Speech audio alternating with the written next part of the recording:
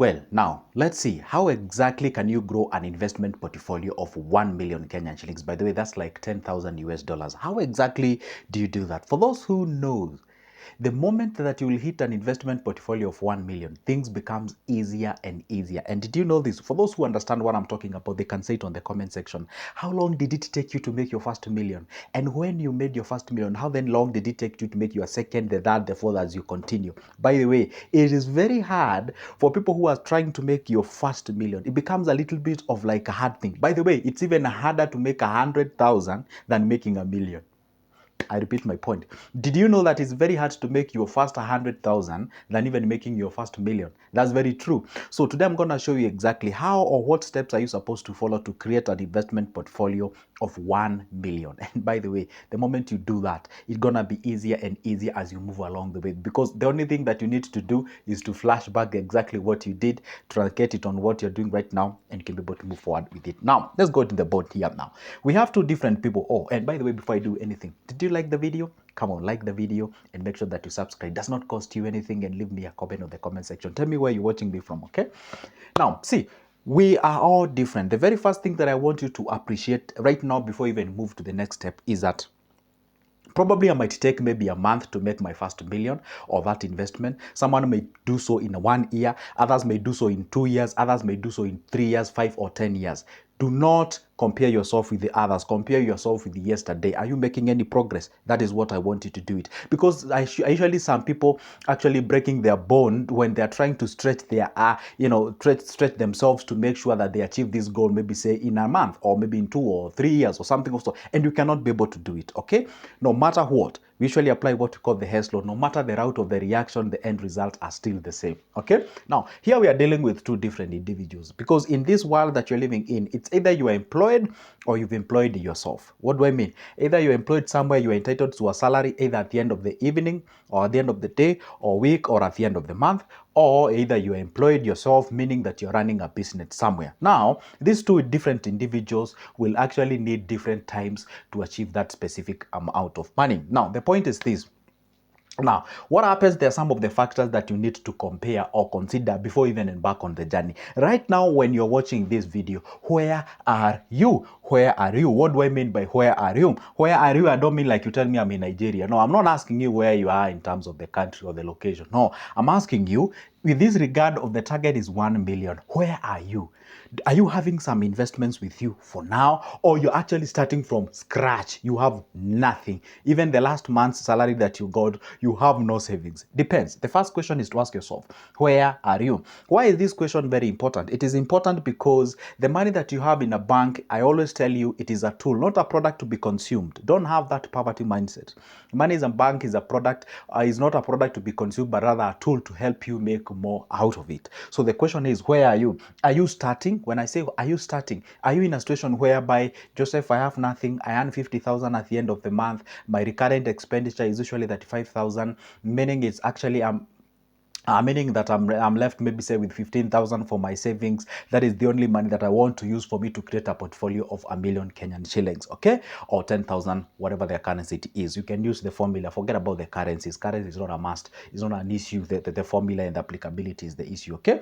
Now, the other thing is that, are you starting somewhere or are you at the middle, somewhere in between? Now, the question is this. Now, how much do you make right now? If you make let's say a salary of, let's say, from 50,000 all the way to 250,000, if you are to commit yourself properly, then in a period of 3 years, 1 year to 3 years, you can be able to achieve that target. 1 year all the way to 3 years, if you really commit yourself within that duration, if you earn a salary of 50k all the way to 250k, you can be able to achieve that target. So if you earn less than 50,000, talk of 50,000 and less at that particular amount of money, then it will need you probably a double of this period. It can actually go all the way to 6 years and above. That's what you need for you to make this amount of money. Sometimes 7 years and above, or sometimes 10 years and above. So the question is this.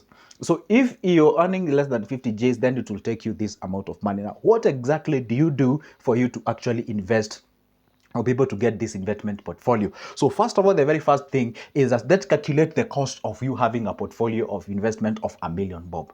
What do I mean? Yes, I know it's a million, but then let's calculate it and see what exactly does it mean. Have you ever thought of sitting down and trying to internalize and get to see what exactly does it mean to have a million Kenyan shillings or a million thing? Okay, now see, a million, it's either you have 10 of 100,000, you have yourself a million. It's either you have 100 of 10,000, you have a million. Like if you have to have a bunch of 10,000, 100 of them, then you have yourself a million. If you have to have a bunch of 1,000, 1,000 of them, then you have yourself a million. So the point is this: I always advise people, if you want to achieve this target, don't view it collectively as a million. I always tell people, dissect this amount of money, so that at least the goal that you're aiming becomes a little bit easier for you to do so.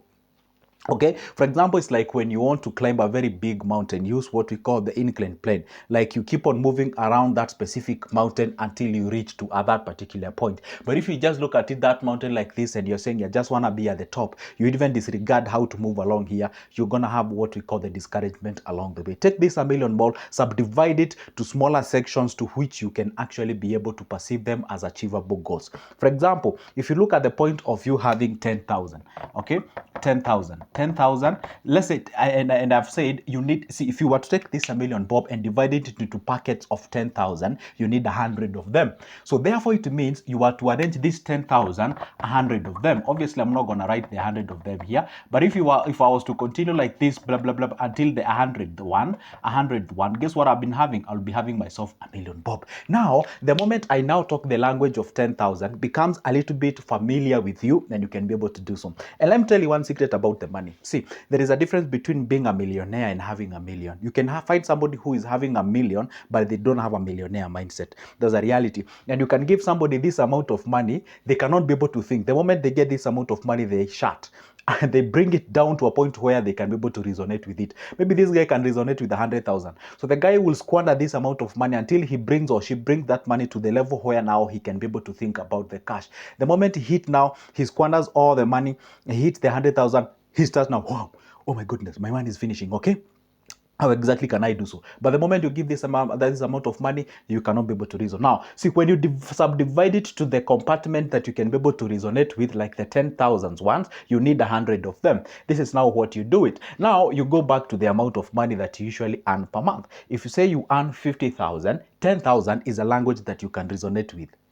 Are we together? Now, out of this 50,000, let's say your recurrent expenditure is 35K. Your recurrent expenditure simply means that amount of money that you need to pay your rent, your transport, your food, and what have you. In simple terms, I'm asking you, how much can you save out of the 50,000? Say, for example, you save 15K. All right, let's even say you save according to the what you call the finances. They say that you're supposed to save at least 20% of your salary. 20% of 50 G's or 50K, it is 10,000. So if it is 10,000, therefore now see, now we are talking the language of, come on, we are talking the language of the investment, the language of 10,000. You already have the 10,000 out of the 50K you have. Now you know you have 100 compartments of 10,000. You can get yourself a nice, very good Excel whereby you have the 100,000 of 10,000 first, the 10,000 second, until the 10,000 100th. So that collectively gives you a what? A collectively amount of 1,000,000 Kenyan shillings. Now, the same amount of money, and I'm assuming that your money, where you're putting it, you're actually just saving it, of which I do not recommend. I'm assuming that you're taking the 10,000, putting it in a bank's, probably a savings account, which is giving you nothing, of which I highly discourage. What you're supposed to take with this, or do that with that amount of money, you take it and you throw it to an investment that is giving you something. For example, if you throw it in an MMF is giving you a return each and every day. The return is actually credited in your account each and every day. The money literally grows each and every day. Well, you cannot bank on you making the a million bob out of the investment, or rather out of the returns that you're getting from the money that you're investing. Largely, you're going to achieve the goal using the savings that you're doing. Because some of you get misguided from the point of, if I tell you to put your money in a money market fund, you tend to think that I'm saying the money market fund will help you largely, probably 50% your contribution from what you get from. That's not the case. The case is it's an investment, and anything is that investments has low risk because it has what? Low returns. Therefore, it means largely you're going to achieve the target of 1,000,000 bob by virtue of you investing more, by virtue of you saving more. It's only that we don't want to idolize our money. We want to put into something that is actually growing each and every time. So now you keep on pushing that money out there. Now, this is the point. And this one, unless you're not smart, don't go with that route. For me, I would do this. For me, I won't really rely on me just saving this amount of money until it hits this amount of money. In between, I'll risk some of them cash. And obviously, when I say risk, because in life you cannot survive without risking, that's for sure. If risk is not your language, then you don't have the business being in business. You don't have the business being in, in an investment. You don't have business being rich and wealthy. All right. So what do you do with this amount of money? You can decide. For example, I would do this if I was you. I would say when I save my first 10,000, my second, my third, my fourth, and my fifth, now I have the 50,000. The 50,000, I can actually choose to go with something that is giving me a little bit of high return. Probably I can buy something that is in business form, but I have to buy something that is assuring my capital preservation. For example, if I buy something like pen like this one, and I'm assuming this pen does not depreciate, and if it does, then doesn't depreciate at a crazy value. For example, a car depreciates at quite of a crazy value, if you didn't know that, okay? Now, see, if I buy this pen, yes, I do not have the money, but money is in a real commodity. I can be able to liquidate this at a profit probably. So I can buy this pen at a point A and sell this pen at a point B. So I'm engaging myself in a quite it's risky, I totally understand, but it is something that will actually hasten me into achieving the goal. And I'm saying you don't have to do this again at all the time. This is my disclaimer. At all the time, it's good to consult your financial advisor on what you can exactly do. Why? Because 10,000 to somebody, it can mean everything in his or her life. So that is what you can do so that you can hasten the period or the process of you achieving that specific thing. Or you can decide, out of the money that I'm getting, I'm going to go ahead and save, maybe say for the first year. For the first year, parting with 10,000, that makes it 120 Gs. 120 Gs, you can think of starting a business somewhere. That business, again, can take you to point zero in liquid form, but with time now you're gonna get the 10,000 that you're getting from the business, or the 10,000 that you get. For example, if you're in business and you have these savings, now you can consider this the point of, hey, I'm having this 10,000, or I'm having this 120,000 that I've saved in my account, and I'm having this business that I'm running. So the question is this: if I was to take this 120,000 and pump it or revamp it back or pump it back into my business, does it translate to more earnings? Yes. If it is, the correct answer is yes, then you can pump in more. And then once you pump the more money, then it means the business is not only growing, but also it's making you more. Therefore, you can hasten the period of you investing. If you're into the investment, or rather if you're into the employment, at that particular point, the formula may not apply. You overly need to start something new that you do not understand.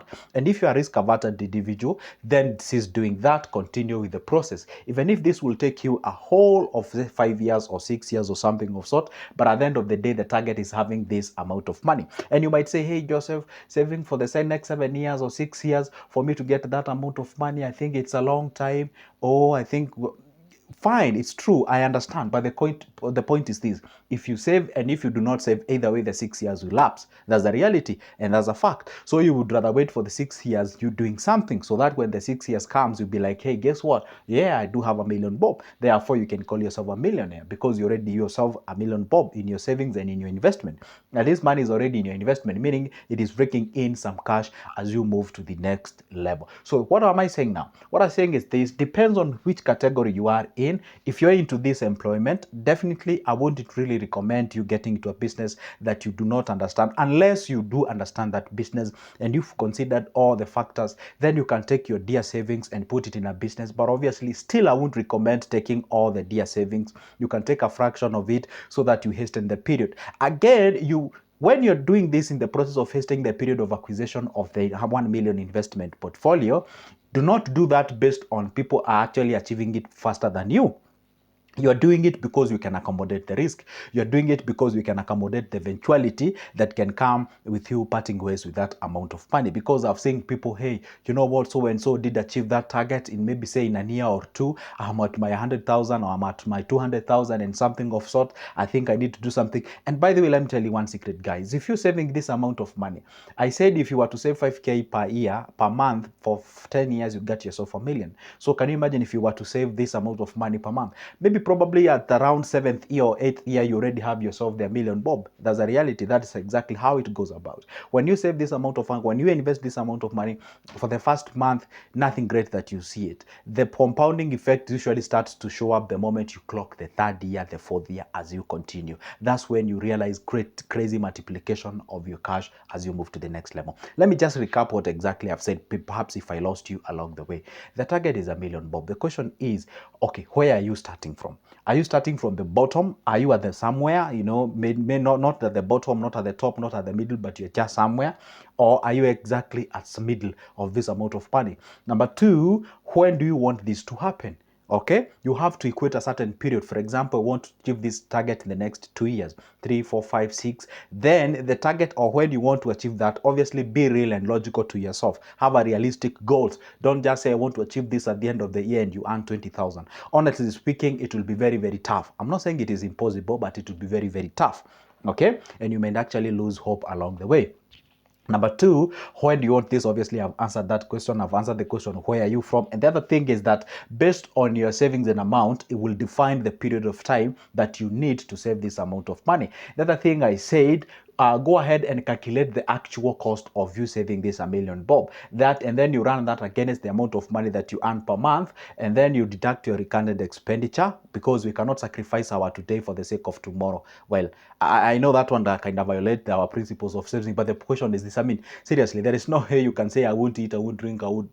There is no way you can render yourself homeless for you to be successful. If you are alone, maybe you can do so, if that's the cost that you can need to incur for you to achieve the target within, I don't know, several months or something. But you cannot do so that if you have a family. Let's just be logical. You need to eat, you need to drink, you need to run your other errands and something of sort. Then you count how much is your salvable amount. Then from that, run that against the amount of money that you need. Then that automatically will give you the period of time that you need. And again, I said it's good to compartmentalize. Get this goal and don't try to view it just like collectively as a million bob. Try to say, subdivide it into smaller section so that it can actually fit in your language. And once it fits in your language, it becomes a bit of goals that you can be able to achieve them. And that way, start hitting those goals monthly. The moment you hit the month one, you are down. You're down with one. You're about to hit the other 99. You hit the second one, 98. You hit the other one.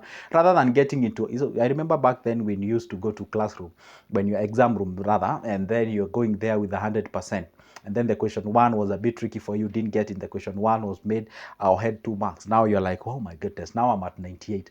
Another one, you hit another one, you don't know it, has 4 marks. Now I'm at 94.